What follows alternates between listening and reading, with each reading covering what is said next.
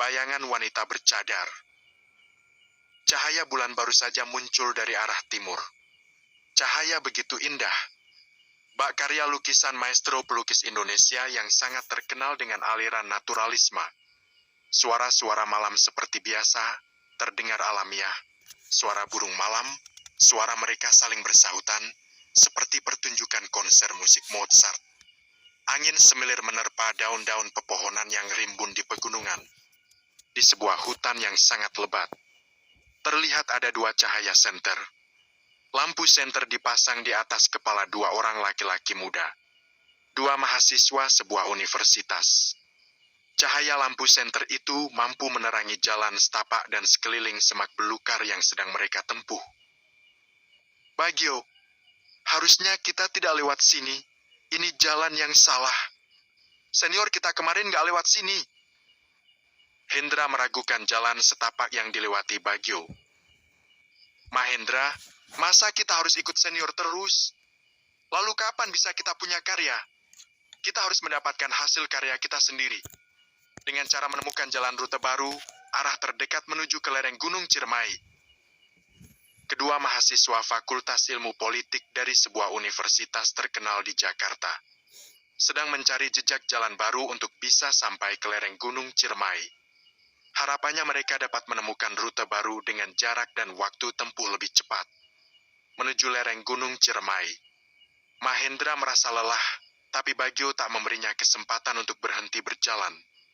Mahendra mengencangkan kembali ranselnya yang berisi bahan makanan dan peralatan camping. Ia berusaha bisa mengimbangi beban tubuhnya dengan beban berat yang dibawanya. Mereka berdua nampak sudah terlihat letih, terlihat tubuh mereka sudah berlumuran keringat, padahal udara di tengah hutan itu cukup dingin. Kedua orang mahasiswa itu sudah berjalan berpuluh-puluh kamu. Tapi ambisinya untuk menemukan jalan yang benar, untuk menuju ke lereng Gunung Ciremai belum juga kesampaian. Mahendra akhirnya tak tahan lagi. Ia menarik tambang yang diikatkan di antara tubuh mereka berdua sebagai tanda ajakan istirahat. Bagio, lelaki berbadan tinggi dengan badi besar, itu akhirnya menuruti keinginan Mahendra. Jaket dan pakaian mereka basah-basahan, terkena embun dan percikan air yang mengucur dari beberapa pancuran air yang dilewatinya. Dan dengan nafas masih terengah-engah Mahendra bicara. Bagio, kita istirahat dulu. Aku letih. Kita boleh berambisi. Boleh berambisi besar untuk sebuah cita-cita. Tapi saat ini bukan modul kuliahan. Kita ada alam. Di hutan. Bahkan kita berada di tengah malam. Kita harus mengikuti hukum alam. Contohnya sudah diberikan oleh senior kita. Saat kita di briefing oleh senior, kita harus mengikuti jejak yang sudah dibuat oleh para senior. Mereka sudah berpesan pada kita. Seharusnya kita tidak lewat jalan setapak yang tidak direkomendasikan oleh senior. Kita harus bisa mengadaptasi jalan pikiran kita dengan jalan pikiran para senior. Mereka lebih berpengalaman. Ingat kita berada di tengah alam yang belum kita kenal. Bagio. Mahendra terus mengingatkan Bagio.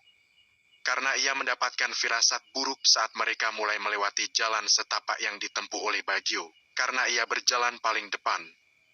Mahendra tahu, jalan setapak itu sebenarnya bukan bekas jejak seniornya. Karena sejak mulai masuk jalan setapak ini, Bagio dan Mahendra tak ditemukan bekas jejak sepatu atau kaki manusia. Bahkan tak ditemukan tanda atau simbol kuda petunjuk arah di sepanjang jalan. Tidak ada ditemukan satupun bekas sepatu atau alat pandu, yang biasanya selalu ditinggalkan oleh para senior dengan tanda tertentu. Sementara mereka berdua terlanjur melewati jalan setapak itu sudah jauh dari jalan setapak utama, yang pertama kali, yang tadi sore mereka lewati. Kini langkah mereka penuh dengan keraguan. Tapi ambisi untuk bisa mendapatkan jalan baru menuju ke lereng Gunung Ciremai lebih besar. Bagio meyakini dengan GPS yang ada di tangannya. Sebagai petunjuk, alat itu telah menunjukkan arah terdekat untuk menuju ke lereng Gunung Ciremai. Mereka berdua berharap bisa bertemu dengan para senior yang sudah menunggu di sana. Di dalam pikiran mereka sudah terbayang. Jika bisa menemukan lereng gunung itu, mereka akan disambut dengan gembira bahkan dijamu oleh mereka dengan makanan-makanan yang sudah mereka siapkan.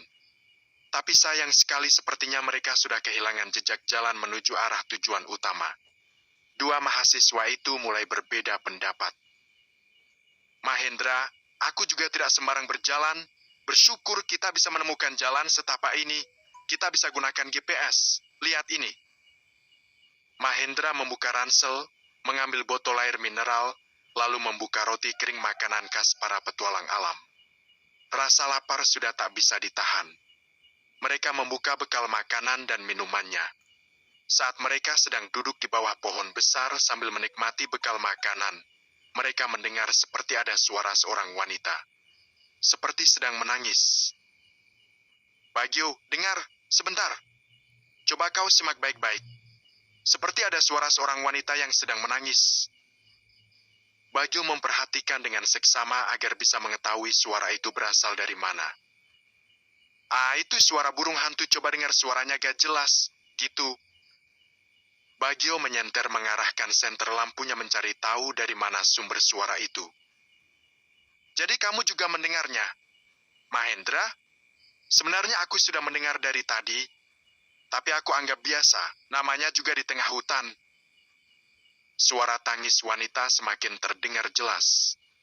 Mahendra mengubah mode cahaya terang senter dengan cahaya terang sekeliling. Mahendra dan Bagio sibuk membersihkan semak-semak yang ada di sekeliling. Untuk dijadikan tempat tidur mereka malam ini. Tidak lagi memperdulikan suara tangisan wanita. Mereka menganggap suara itu suara yang biasa saja. Mereka membuka alat-alat tenda. Dengan cahaya lampu sekeliling yang dinyalakan Mahendra. Bagio menebas beberapa anak-anak kayu kecil dengan parang yang telah disiapkan sejak mereka akan pergi petualang. Ya sudah, kalau begitu kita beristirahat dulu. Di sini kita tebasi semak-semak ini. Untuk alas kita tidur ini sepertinya sudah terlalu larut kita berjalan tadi dari jam 04 sore sampai kini hampir jam 12 lewat 30 menit malam.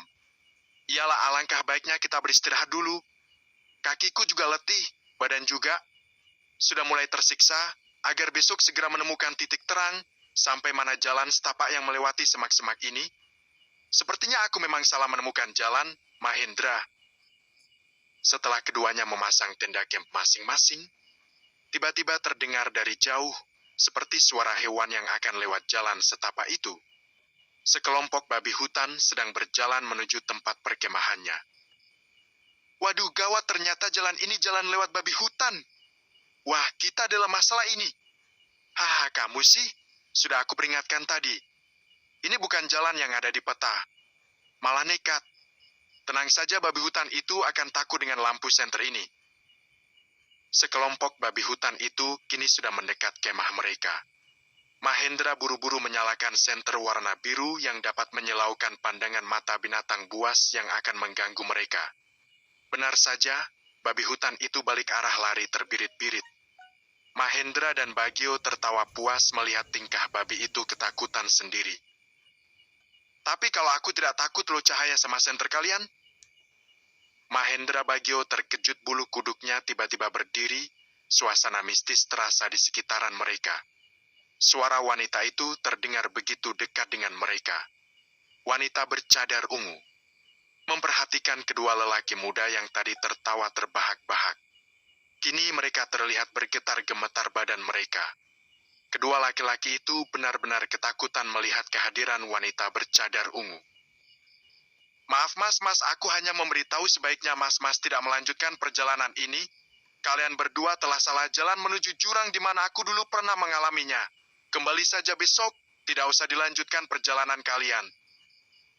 Setelah bicara demikian, wanita itu terbang lenyap di telan malam hutan gelap. Mahendra dan Bagio saling berpelukan karena merasa sangat takut yang luar biasa.